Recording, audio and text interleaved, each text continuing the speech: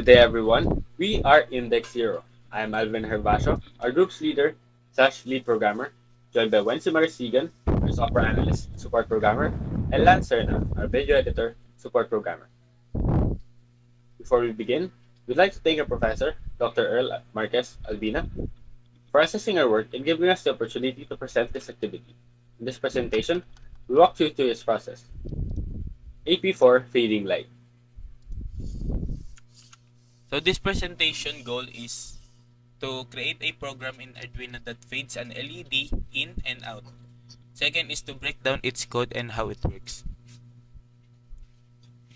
The materials we needed for project components are one Arduino Uno, two male-to-male jumper wires, one 220R resistor, one breadboard, and 1mm LED.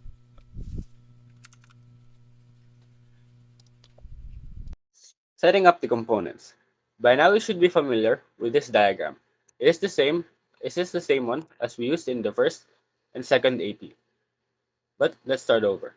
Begin by identifying the longer LED of your LED, which serves as the positive terminal. Insert it into your breadboard as shown in the picture.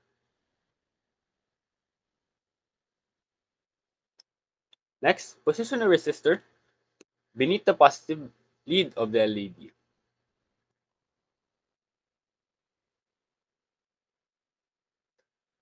At the end of the resistor, attach a jumper wire that links to the Arduino pin that you wish to utilize.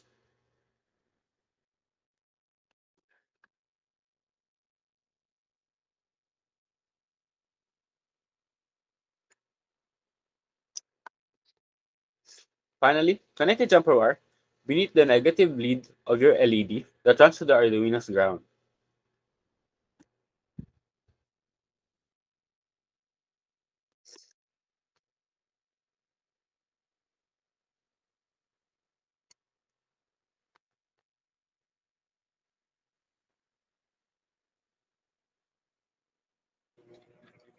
Code breakdown.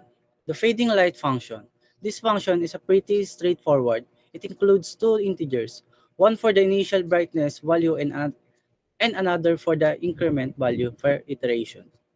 The function features two while loops, and the first loop increases the brightness while the second loop dis- decreases it, and once both loops have completed, the LED is turned off by setting the brightness to 0. Finally, the function exits after a brief delay. In the void loop, we, we call the function along with a parameter, a PWM, a pin of your choice, and executes infinitely until power is lost.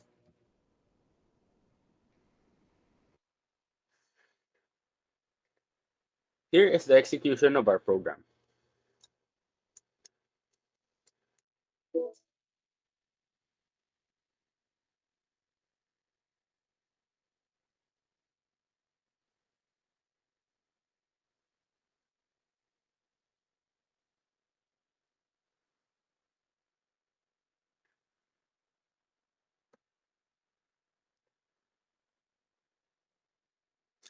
That's all for our presentation. Thank you for watching. We hope you enjoyed it and see you on the next one.